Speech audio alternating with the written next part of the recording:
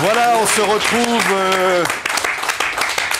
pour, il faut le préciser, la dernière émission de l'année. Nous allons reprendre le 13 janvier, parce que la rumeur va vite. On dit, ils arrêtent, peut-être qu'ils ne reprennent pas. Pas du tout. On va reprendre le 13 janvier en super forme et on va s'offrir une dernière journée avec Francis Ola-Kingal. Très heureux de vous avoir avec nous. Je rappelle que Francis Ola-Kingal est le curé d'Isérable, qu'il est indien, qui nous a entraînés sur les chemins entre Isérable et l'Inde pour parler énormément de tolérance et d'engagement, et qu'on va continuer à le faire aujourd'hui. Alex, c'est un peu le jour d'Alex. Vous allez nous proposer un plat indien aujourd'hui en cuisine? Oui, un peu à contre-emploi aujourd'hui, du côté des casseroles. Du côté des casseroles, ça sera pour tout à l'heure. Elisa? Bonjour Jean-Philippe. Bonjour messieurs. Ça va David? Ça va bien, merci. Il a les grandes cernes, David, aujourd'hui. Je vous laisse régler ce problème qui devient quotidien, là, il me semble. Non, pareil. Avec nous, Wolfgang Panzer. Je voulais dire au nom de toute l'équipe qu'on a eu, au cours de ces 3 premiers mois de l'émission Zigzag Café, des coups de cœur. Mais là, on a eu un énorme coup de cœur pour un film que vient de réussir Wolfgang Panzer. Un film dont on parlera tout à l'heure. Vous nous rappelez juste le titre, David? Broken Silence, le silence brisé en français, la traduction est bonne. Oui, on n'a pas de titre. Le silence rompu. Silence rompu, oui. Mais on n'a pas de titre français. Le film est en salle sous le titre anglais, Broken Silence. Alors, c'est un film qui est en train de connaître une carrière extraordinaire. Je crois qu'il est même le metteur en scène lui-même, parce qu'il est partout demandé maintenant. Il y a un lien avec nous, qu'on évoquera tout à l'heure, un Chartreux qui doit se rendre en Inde et à Java pour résoudre un problème, vous verrez. Et puis les Suisses. Et puis notre réalisateur, bien sûr, est suisse. Vous voyez, c'est de quoi faire une excellente émission. David? Oui, je voudrais profiter de l'occasion, parce que c'est la dernière de l'année, Saluez votre maman. Pour remercier maman, qui m'a mis au monde il y a quelques années. Non, mais surtout tous les opérateurs vidéo qui ont travaillé au résumé, que vous voyez tous les jours en début de journée. Aujourd'hui, Christian Tsurburon et puis tous les autres qui se donnent beaucoup de peine. C'est vrai, avec beaucoup mérite d'être dit. C'est un gros travail, ça n'a toujours l'air de rien, c'est toujours la fameuse question qu'on nous pose lorsqu'on fait une émission de télévision ou lorsqu'on fait un film, à part ça, vous faites autre chose ou bien vous contentez de cette activité-là. Voilà. Christine, Gilles? Est-ce que vous êtes prêts? Est-ce que vous êtes chauffé la voix? Est-ce que vous êtes prêts à chanter? Écoutez, chaque jour, nous chauffons notre voix. Sous la douche avec David, ce matin. On chante, vous savez. Bam, bim, boum, bum. D'abord, on chante toujours en venant au travail, c'est clair. Oui, c'est cela. Dans les trains aussi. J'ai les plus grandes craintes. Les plus grandes craintes. Je vous propose tout de suite que nous passions à une rubrique que beaucoup d'entre vous attendent, c'est la rubrique du jeu.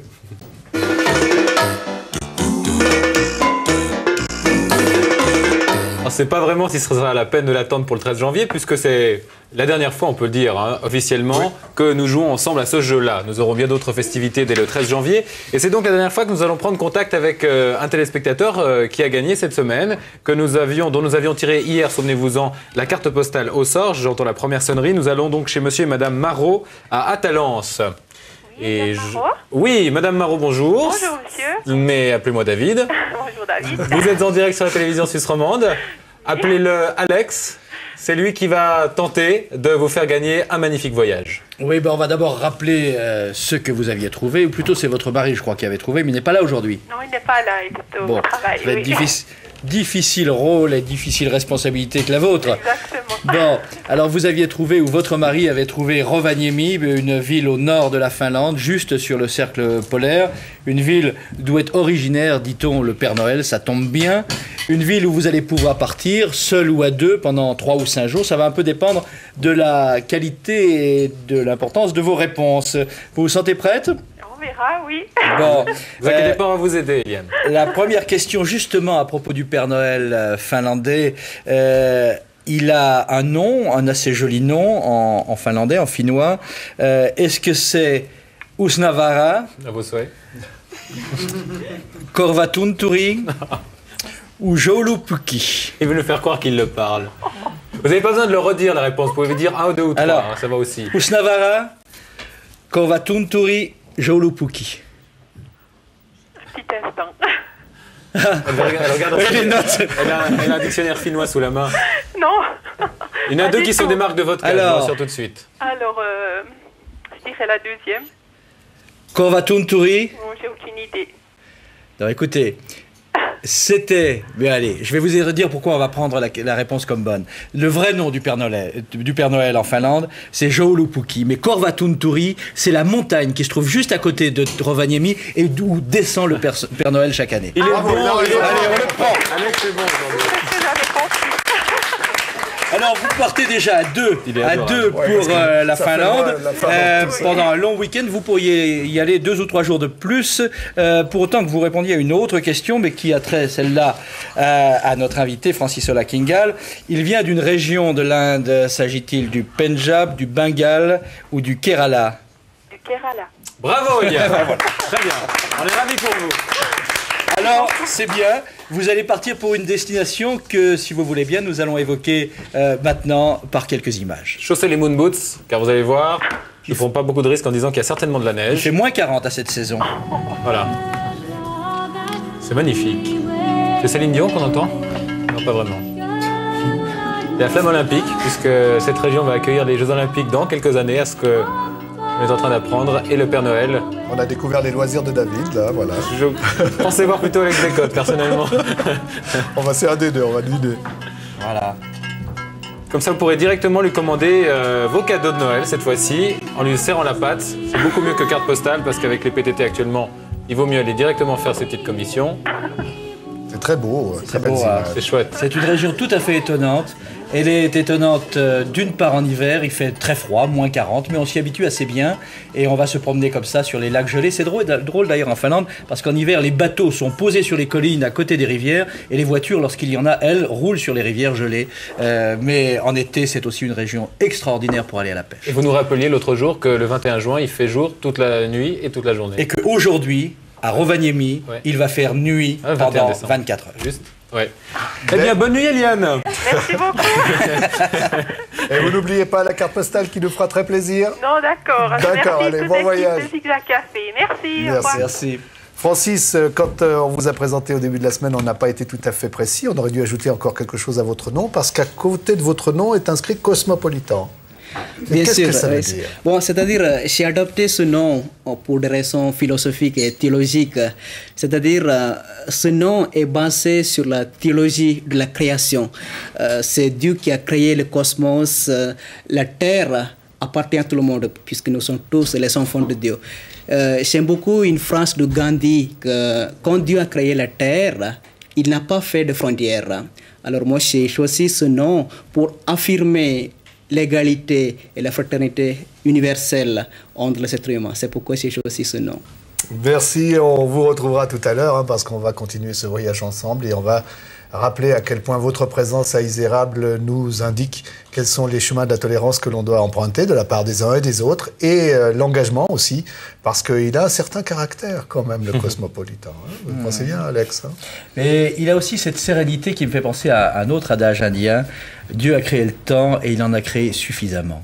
Merci, Alex. Il a en tout cas créé du temps pour qu'on puisse écouter les contes. Exactement. Et si vous voulez bien, pour la dernière fois, donc avant les fêtes de Noël, je vous propose de voir l'histoire de tous les conteurs qui racontent une histoire également. Il s'agit donc des 11 contes du voyage au pays des contes, cette compilation que vous pouvez trouver toujours à la TSR. Dépêchez-vous, parce qu'on se les arrache ces cassettes. Donc ça coûte toujours 30 francs. Cette opération a été montée par les cartes postaux et par la télévision suisse romande. Et puis l'intégralité, bien sûr, de cette somme ira à l'enfance de Suisse romande. Alors maintenant, je ne vais plus vous retenir. Regardez bien la compilation de ces contes. Moi, je vais vous raconter l'histoire de Piotr le marchand avare. La veille de Noël, quand le papa de Léa prépare le sapin de Noël... Ah, monsieur Pousset te bat? Mais c'est inadmissible. Lui, il était tout étonné, on lui tirait sur ses épines. Qui lui dit, mais moi non plus, j'ose pas aller dire ça au roi, je ne veux pas qu'on me coupe la tête. Il a dit, mais non, c'est moi que le paysan a salué, puis ils sont chamaillés, ils se sont disputés. Si on coupe les pieds de la dame, qu'est-ce qui va nous arriver? J'ose pas y penser. Bom, bom, bom. Elle sursauta et elle allait à la porte pour voir qui c'était. Et quand il regarde par la fente de la porte, il n'en croit pas ses yeux. Twikin, le génie de l'eau, était tellement fatigué qu'il a arrêté de faire pleuvoir. Ça vous a plu cette histoire? Oui. Eh bien, je vous souhaite à tous un très très beau Noël, de très très belles fêtes et de recevoir de très beaux cadeaux. Merci Voilà, Maria. voyage au pays des contes. Et dis-moi Maria, entre 3 bigoudis et 2 météos, t'as le temps de raconter des histoires. Et j'ai pris un tout petit bout de temps pour raconter des histoires, mais j'adore raconter des histoires. Je ferai ça toute la journée. Ça me plaît beaucoup. Alors l'histoire de Scooby-Doo, c'est quoi exactement? Bon, si je vais te la résumer là, on en a pour quand même 3-4 minutes. Je vais manger du temps à Jean-Philippe, après il va m'en vouloir. Non, mais c'est l'histoire d'un petit garçon qui rêve d'avoir un vélo, puis qui prend tout un détour grâce à une petite poupée en fait qui est animée et qui, cette poupée, va pouvoir Alors, lui n'en dis pas offrir plus. en faisant un tour du monde son vélo. N'en Voilà. dis pas plus, parce que le rêve d'un petit garçon qui nous regarde aujourd'hui rêve d'avoir un vélo. Il marche depuis à peine 3 ans. Et puis, pour lui, son plus grand rêve, c'est de faire un cours de vélo et de faire des courses. Alors, peut-être que grâce à vous, il pourra s'acheter un vélo. Merci Maria, joyeux Noël. Mais avec plaisir, à toi aussi.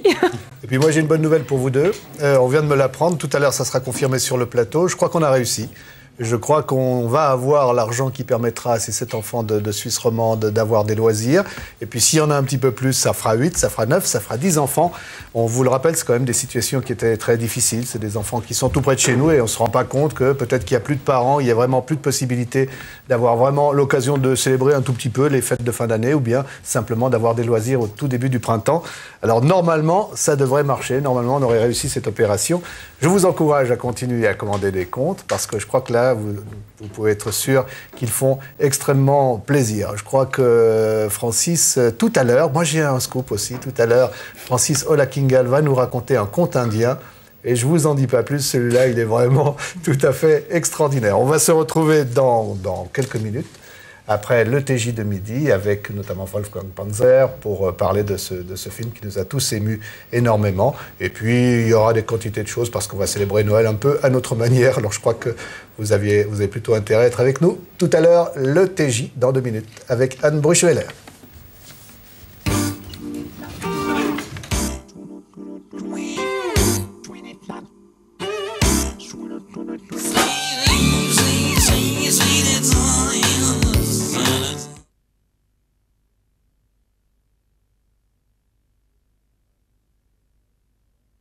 au territoire et ils ont ainsi parcouru probablement des distances considérables afin de se fixer quelque part et d'y faire leur vie.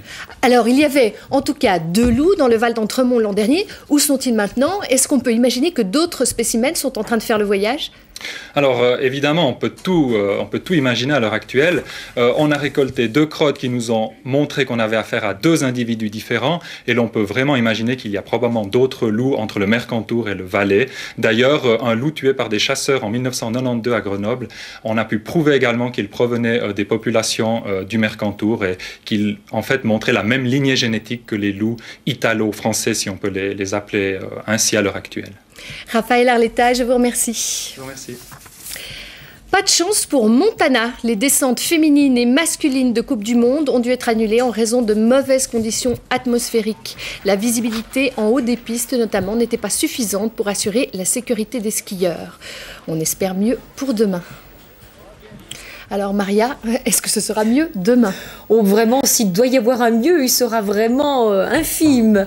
Parce qu'en plus, heureusement, hier soir que j'ai utilisé un mot hypothétique, j'ai dit que peut-être il y aurait des éclaircies ce matin, parce qu'en fait, elles n'étaient pas du tout au rendez-vous. Et c'était dû en fait à ce front qui est terriblement lent et une petite zone qui s'est fixée, qui a stagné sur le bassin lémanique, en particulier sur la région genevoise et le pied du Jura, et qui a abondamment arrosé justement ce petit coin. Alors je vous propose de regarder, de jeter un petit coup d'œil sur la photo satellite. Donc sur cette photo satellite, on repère justement bien cette zone pluvieuse qui s'en va en ondulant vers l'est. À l'arrière, il y aura une petite accalmie, puis une nouvelle zone plutôt nuageuse, celle-là qui se trouve actuellement sur les Pyrénées, nous atteindra demain matin. Et juste derrière, une autre perturbation suivra, un petit peu plus active, celle-là qui passera de samedi soir à dimanche sur nos régions. Pour cet après-midi, eh bien, le front qui stagne sur nos régions devrait normalement s'évacuer, je dis bien normalement, et puis à l'arrière, des éclaircies pourraient bien se développer. Côté température, il fera environ 6 degrés en pleine. Demain matin, nous aurons probablement du brouillard sur le plateau, se dissipant en partie l'après-midi. Au-dessus, ce sera assez ensoleillé. L'après-midi, déjà, la couverture nuageuse augmentera à partir de l'ouest et quelques gouttes pourraient bien tomber. Dimanche et lundi, le vent viendra du sud, protégeant un petit peu plus le Valais. Sinon, ailleurs, le ciel sera gris. Et puis, mardi et mercredi, nous donnerons un temps changeant avec un refroidissement à la clé et peut-être une limite des chutes de neige qui devrait descendre jusqu'en plaine. Mais c'est quand quand même de la musique d'avenir et ça reste à vérifier dans le courant de la semaine. Voilà. Merci Maria.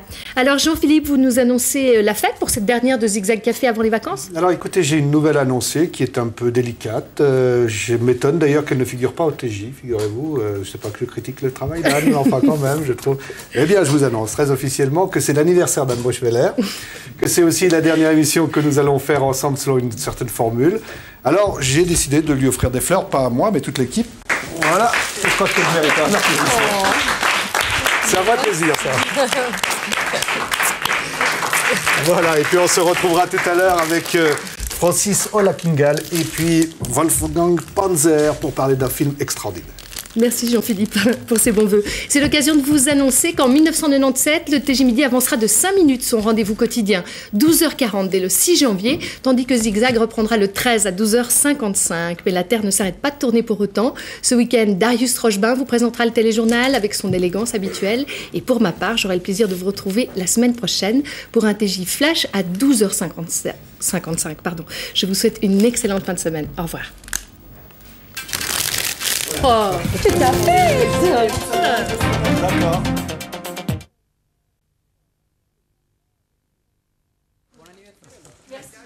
Tous mes vœux.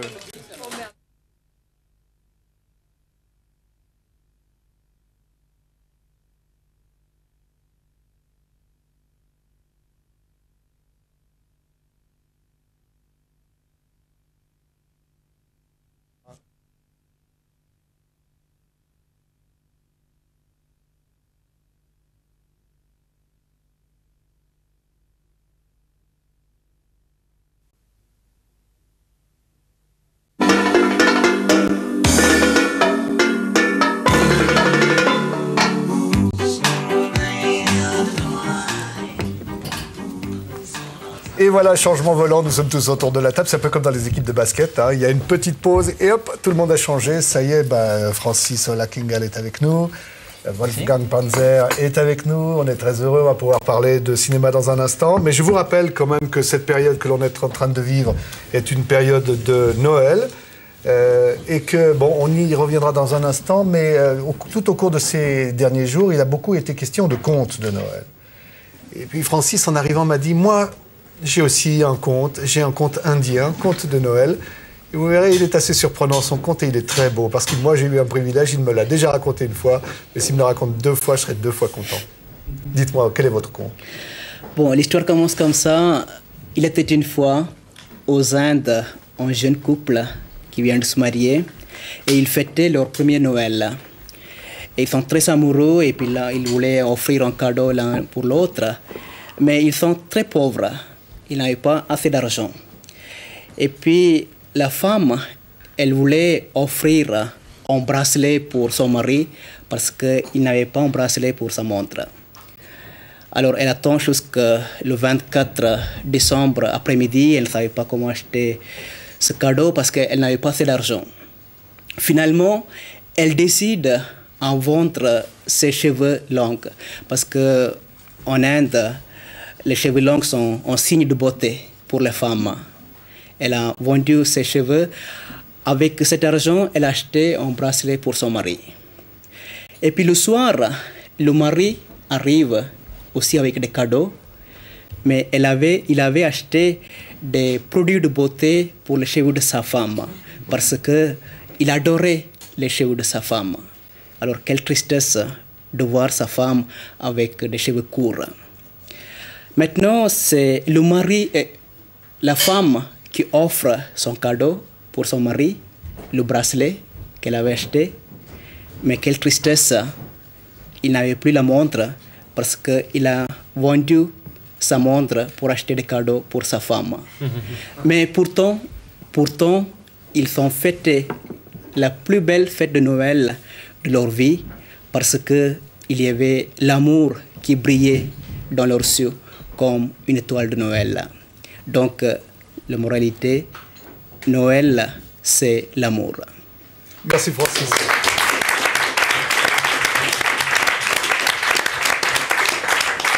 Et puis il faut dire que c'est un phénomène qui arrive parfois. Vous avez dans la production cinématographique de temps en temps un film qui n'est pas à sa place.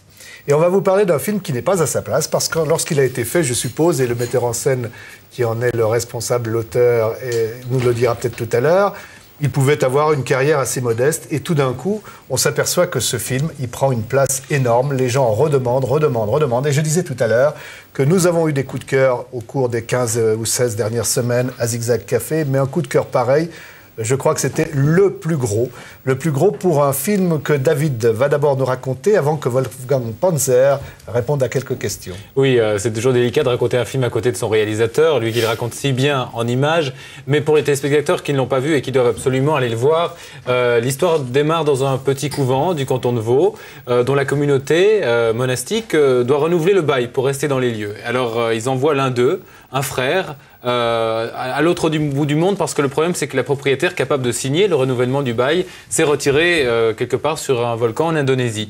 Et ce film relate l'histoire de ce moine chartreux qui va rompre son silence, sortir de sa vie monastique et retrouver le monde. Le film retrace ce voyage qu'il va faire, la rencontre qu'il va faire avec une jeune femme noire, rencontre de deux personnes que tout oppose, rencontre de deux mondes, l'un celui du silence, de la réflexion, un autre celui que nous vivons, celui peut-être du tumulte, celui de l'hypercommunication, mais le monde réel que nous vivons. Et c'est la rencontre de ces deux mondes qui est si bien décrite dans votre film Wolfgang Panzer. Et je propose peut-être que nous commencions par humer un petit peu la poussière du film, celle... Préciser que ça se passe en Inde pour notre invité. J'allais dire, celle qui justement nous est proposée en Inde, puisque les deux personnages qui vont faire un bout de chemin ensemble vont traverser l'Inde et arriver en l'occurrence dans une petite ville. Bombay? No Bombay, Jaisalmer. Where the hell are we? Not in Bombay. No Bombay, Jaisalmer, good hotel, very good hotel. What does he mean, good hotel? Probably one of his brothers owns this. Good hotel, good hotel. Good hotel, very good hotel.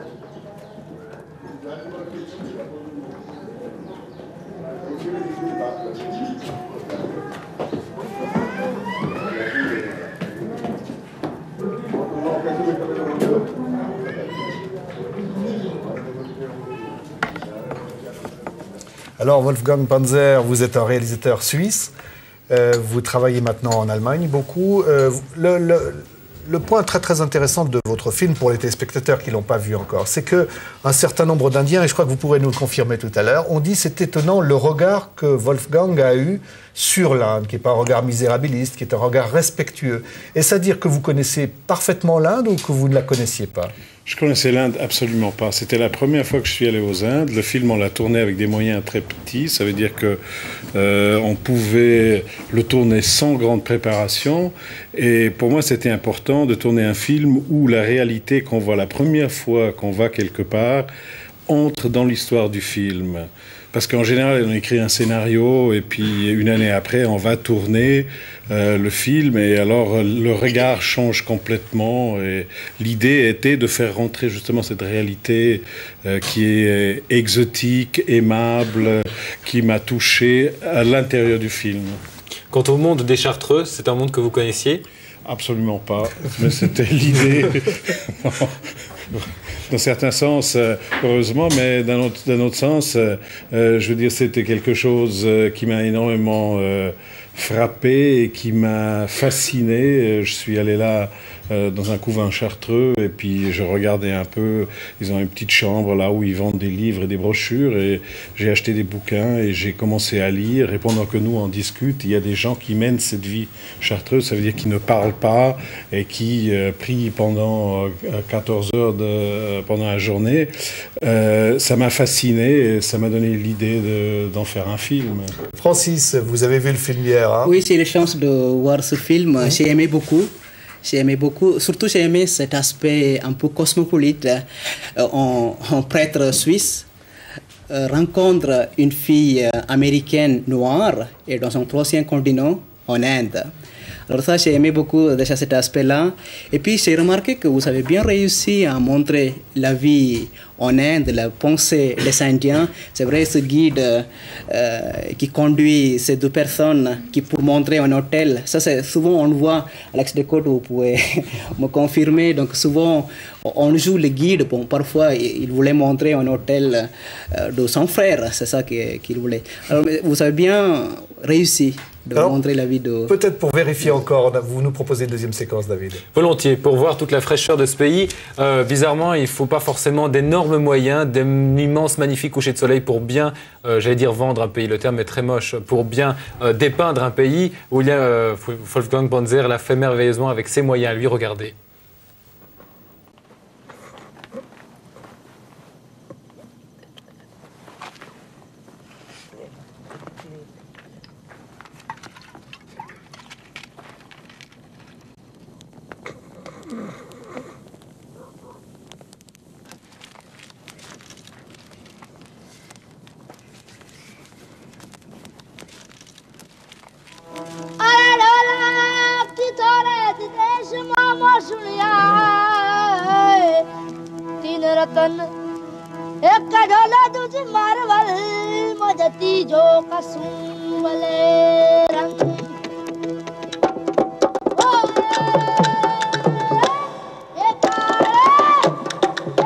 Dans une scène musicale.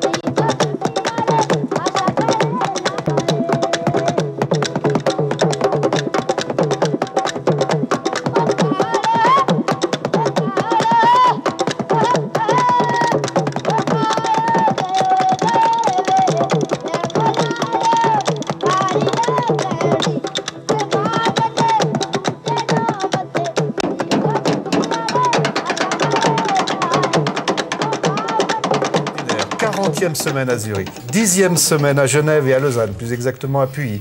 Et puis David, il y a d'autres lieux où on le peut voir. Oui, je crois que le film se propage comme la grippe en ce moment, puisqu'on peut le retrouver au Rex, à Bienne et à Vevey, et puis à Genève également au Cinélux, pour ne citer que ces cinémas. Je crois qu'il va continuer à faire un petit voyage. Hein. Oui, il va sortir au début de l'année prochaine partout en Suisse romande, il va sortir en France, il est sorti en Allemagne, il va sortir en Autriche, et il va bientôt sortir aussi aux États-Unis. Vous devez faire des jaloux dans le monde des cinéastes suisses. Tout le monde m'a dit que j'étais un peu cinglé de faire ce film comme ça. Et puis, bon, j'ai quand même continué à le faire. Et puis Alors, ce soir, première à Vevey, hein, c'est la première.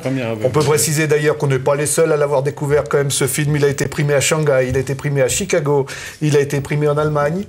Merci de nous offrir ce cadeau de Noël. Et puis nous, on avait un cadeau pour Francis, parce que vous nous avez apporté l'éléphant hier et vous avez remis l'éléphant à quelqu'un de l'équipe.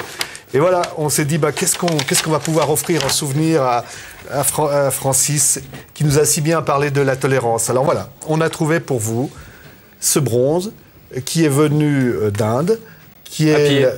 Pardon ? Qui est venu d'Inde à pied. Qui est venu d'Inde, si vous voulez, à pied, qui est le fondateur de la religion Jain. Vous pouvez nous... Jaina, comme on dit Jaina, voilà. C'était d'ailleurs... Elle vient d'ailleurs de cette ville... Où vous avez vu l'entrée de la voiture, elle vient par hasard de là-bas. Exactement. Alors on voulait vous le remettre parce que vous nous avez parlé si bien de ce symbole avec le cadeau, comme ça se fait en Inde, bien sûr. Voilà, il y a tout ça c'est pour vous. Ça va avec ça? Bien sûr. Quelle est la signification de ces pompons et de cette corde? Merci beaucoup. Donc, d'abord, merci pour ce cadeau. Ça me touche beaucoup. Merci bien. Aussi, symboliquement, c'est très important pour moi parce que c'est vrai, on a parlé hier, cette rencontre de religion. Ainsi, ici, Jean-Paul II a rassemblé toutes les représentants de toutes les religions ainsi ici pour montrer la tolérance. Alors, Jain, c'est quelqu'un qui a aussi cette tolérance, qui a vécu dans sa vie comme Bouddha aussi. Donc ça me touche beaucoup. Et puis il a un message quand même. Quand vous l'aurez chez vous, vous aurez peut-être des fois une petite pensée pour nous, qui faisons un métier dans l'actualité, n'est-ce pas, Wolfgang? Ça fait quand même du bien de savoir qu'il y a peut-être un prêtre à Isérable et peut-être un chartreux dans son couvent qui peut prier pour ces gens qui font des drôles de choses tout le reste de l'existence. Voilà. En tout cas, merci. Merci bien, oui. Et puis alors, Alex... À propos de drôles de choses... Oui, Alex, on s'était dit qu'il faudrait quand même faire une rubrique qui nous parlerait un peu des régimes végétariens et tout. Et vous savez ce qu'il nous propose, Alex? Écoutez, je vais m'en expliquer. Donc c'est vrai que c'est un peu une rupture. D'une certaine manière, en tout cas en matière d'alimentation, Francis, d'une part, les Indiens en général, enfin les Indiens pas particulièrement riches, sont plus proches de l'ascèse que de la gastronomie, même si la cuisine indienne est une cuisine très intéressante et agréable. Et pourtant, je voudrais vous parler de nourriture terrestre à l'instant, surtout à vous qui ne mangez que rarement de la viande. Alors, je vous emmène dans la France profonde, très exactement dans le département de la Corrèze en France, qui est le département de Jacques Chirac, l'actuel président de la République française. Une France rurale, une France d'autrefois, passéiste peut-être, mais combien chaleureuse. Nous voici à Saint-Bonnet-l'Enfantier, à une vingtaine de kilomètres au nord de Brive-la-Gaillarde, dans la famille Buge, qui fait partie d'un réseau d'accueil rural qui s'appelle Bienvenue à la ferme. Nous sommes samedi après-midi, la nuit n'est plus très loin, mais tout le monde est encore à table, comme vous l'allez voir. Allez. Enfin le gâteau, enfin. Oh, j'attendais ça avec impatience. Mais nous aussi. Hein. Et outre monsieur et madame Buge et leur fille Nadine, la famille compte aujourd'hui 8 hôtes venus passer un week-end complet à la ferme.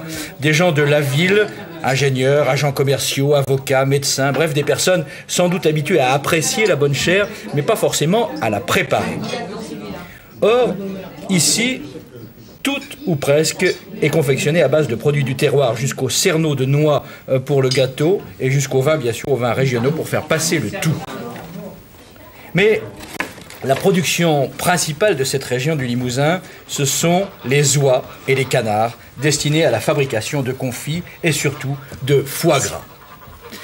Et le foie gras, bien sûr, à cette saison, c'est un produit dont on parle pratiquement en permanence. On en parle dans les grands magasins, mais on continue à en parler, bien sûr, dans le sud-ouest.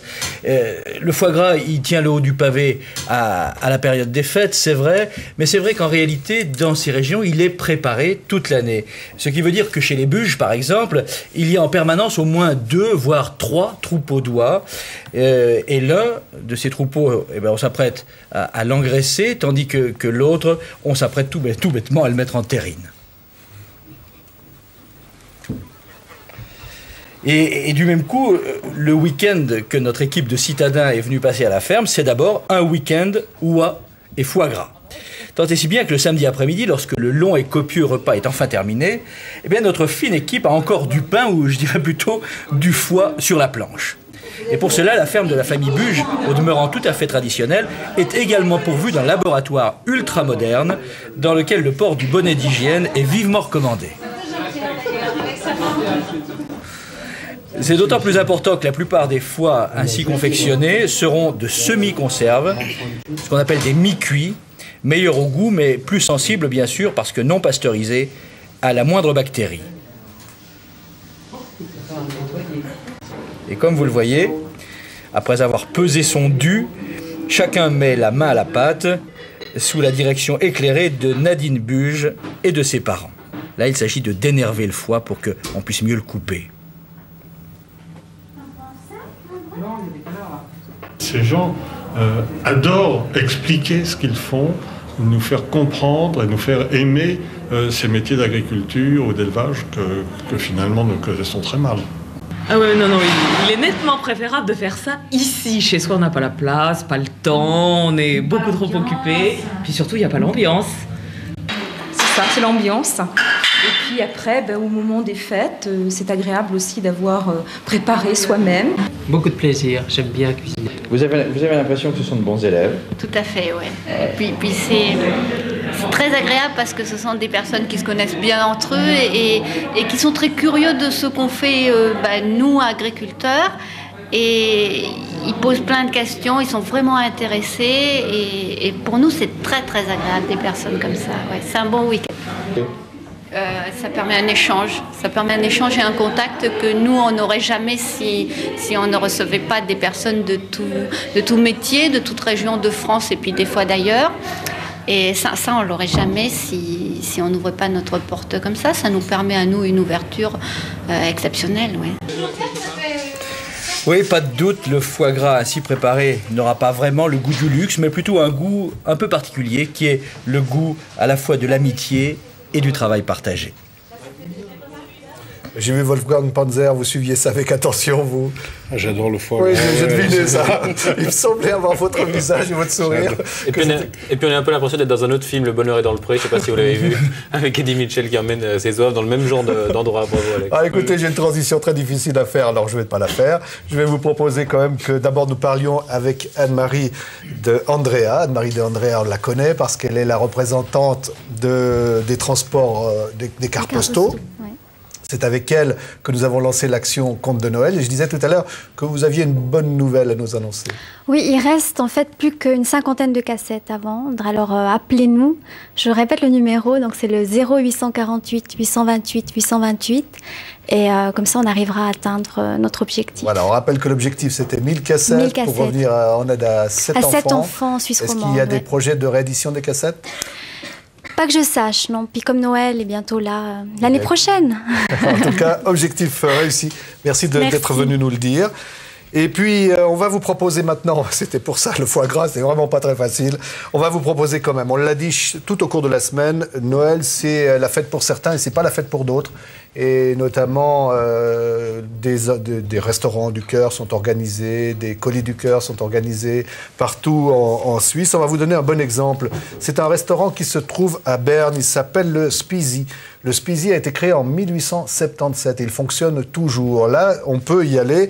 C'est des bénévoles qui servent. C'est une association de quartier. En même temps, les cuisiniers sont professionnels. Ça, c'est plutôt rassurant.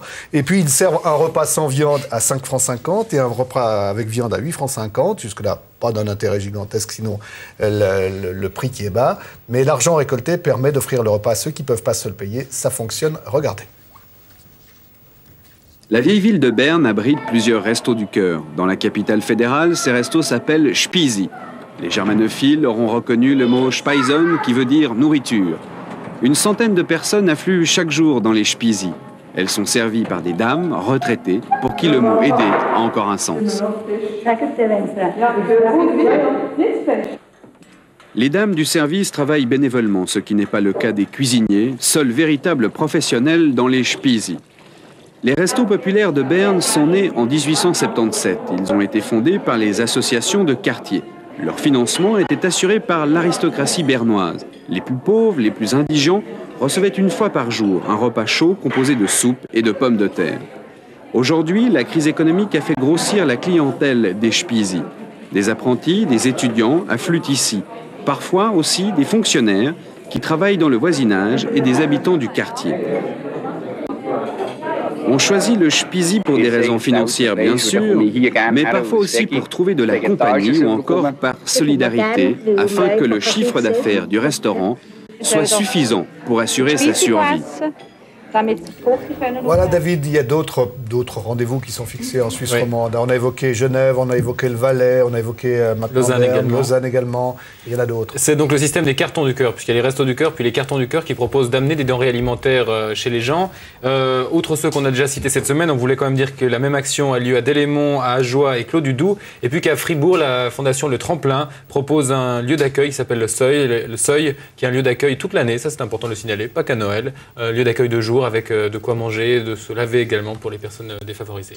Voilà, puis on va se mobiliser aussi un tout petit peu, puisque toute l'équipe de TJ Midi sera dans les rues de Zigzag Café. J'ai dit TJ Midi, vous avez vu les vieilles habitudes? Peut-être que l'équipe de TJ Midi viendra aussi, mais l'équipe de Zigzag Café, en tout cas, c'est sûr qu'elle y sera. Nous serons dans les rues basses tout à l'heure à 18h pour soutenir l'Armée du Salut. Avec un élément exceptionnel, c'est que nous allons former une crèche sur le trottoir. Et on va chanter blanc, une crèche que vous voyez à l'image en ce moment. Une crèche que j'aimerais bien que l'on voit à l'image. On ne la voit pas encore, voilà.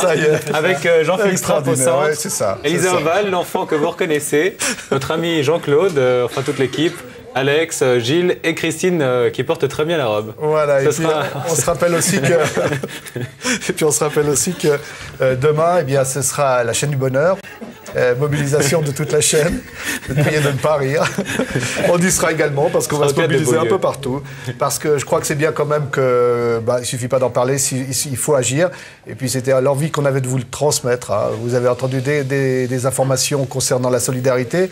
Parfois on peut pas faire quelque chose de spectaculaire. Eh bien, allons voir tout simplement si le voisin n'aurait pas besoin de passer un petit moment avec soi. Qu'en pensez-vous de ces mouvements de solidarité? Oui, j'aimerais bien vous féliciter pour ce que vous faites. Non, ça c'est pas nécessaire, mais... Simplement, c'est vrai, c'est par cette émission que vous lancez en même temps des projets de solidarité, d'entraide, ça c'est vraiment magnifique. Et puis on rappelle juste un petit mot, c'était l'information d'hier, création d'SOS Droits de l'Homme en Valais, avec Francis qui allait s'occuper de cette affaire. J'aimerais bien faire l'intermédiaire, j'aimerais bien rassembler toutes les personnes qui sont sensibles aux questions de droits de l'homme, qui restent isolées en Valais. Il serait bien qu'ils s'écrivent pour manifester qu'ils seront intéressés si on fait une action pour les droits de l'homme. Vous nous donnez votre adresse? Il faut écrire directement Cure d'Isérable. C'est Francis Olakingal, la Cure d'Isérable, 1914, Isérable. Voilà, et si quelqu'un n'y arrivait pas, qu'il nous aussi écrive, vous pouvez faire l'intermédiaire. Mais naturellement, on va faire l'intermédiaire. Et vous le savez, Francis, la fin de la semaine, c'est l'occasion de remercier l'invité de différentes manières. Et l'une d'entre elles, probablement la plus forte de l'émission, c'est de le remercier en musique avec Christine et Gilles.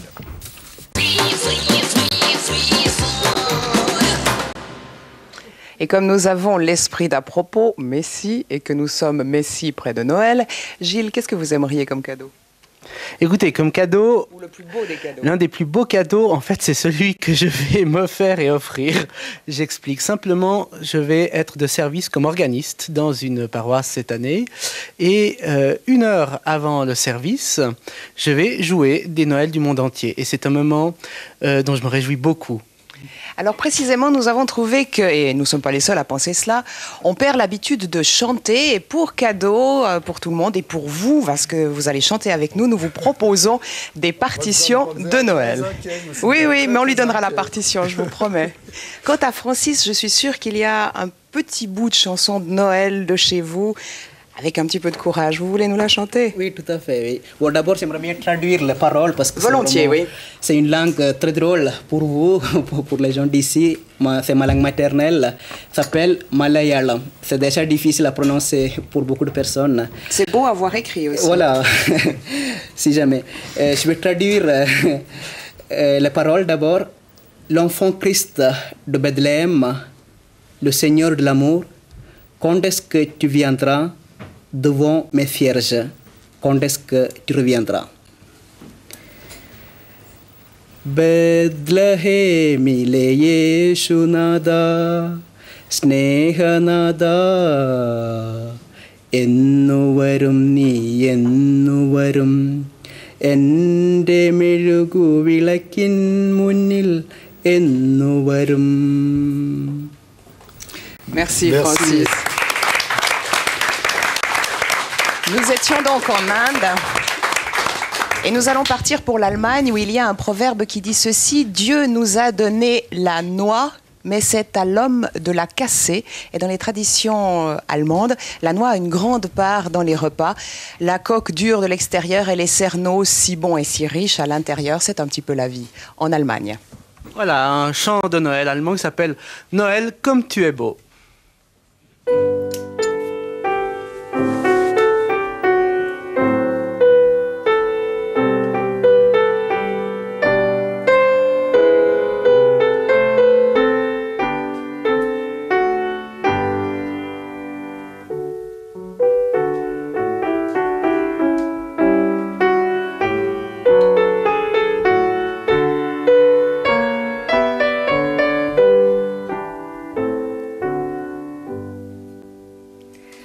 En Roumanie, c'est maman qui a une lourde tâche le 24 au soir de faire le pain de seigle et surtout de mettre à l'intérieur de ce pain tous les aliments que l'on utilise au cours de l'année. Par exemple, l'avoine, le chou, le froment, le maïs, l'ail ou les fèves. Nous sommes donc en Roumanie.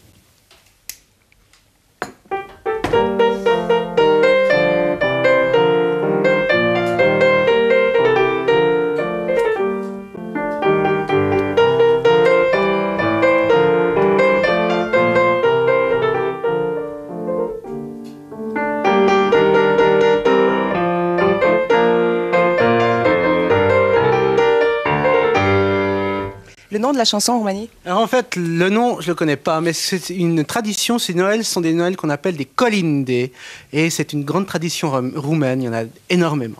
Nous partons pour terminer en République tchèque, où là, on le fait énormément de bruit pour chasser les démons, les sorcières, et c'est les enfants, comme dans certains autres pays et vieilles traditions, qui ont le pouvoir, c'est eux qui rançonnent les parents, qui attachent les maîtres d'école.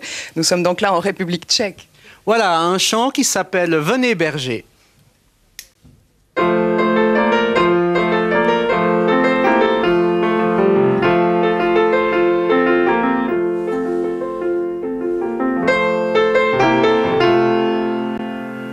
Et je vous donne le briquet pour allumer la dernière bougie parce qu'il reste un chant que nous allons chanter tous ensemble. On vous apporte les partitions et c'est là que je vous disais qu'il fallait vous chauffer la voix. Ça se terminera mal cette émission. Il avait raison. Mal barré, je les laisse enfants, c'est vous mal distribuer. barré. J'espère que vous allez nous aider chez vous et que le public autour de nous également, parce que voilà. Alors, écoutez, vous êtes impardonnable si vous ne connaissez pas. Ce que je vous propose peut-être, Christine, oui, c'est que nous disions simplement au revoir aux téléspectateurs, qu'on a rendez-vous le 13 janvier, parce qu'après on ne sait pas s'ils seront toujours là. Et puis leur dire que le 13 janvier, nous allons accueillir Bernard Crétin. Toute l'équipe sera sur pied de plaisir et sur pied d'enthousiasme, pour ne pas parler de sur pied de guerre naturellement. Et c'est à vous. Alors nous, c'est à vous aussi, avec Voici Noël. J'essaie de me défiler, mais ça marche Une petite introduction au piano. Bon. On va être sûr. On va nous aider un peu. Voici Noël, ô douce nuit,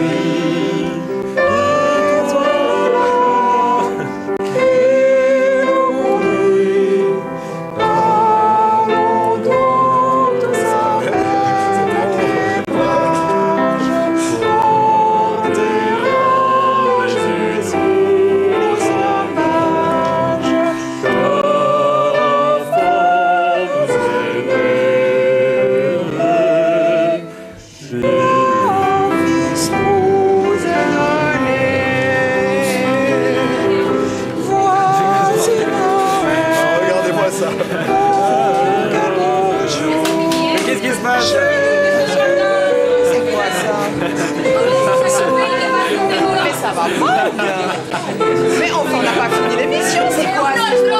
Et alors, on n'a pas terminé. Mais c'est quoi ça? Mais c'est quoi ça? Bon enfin, c'est n'importe quoi. Il est là toute l'année, encore plus la nouvelle langue. Mais ça va. D'accord.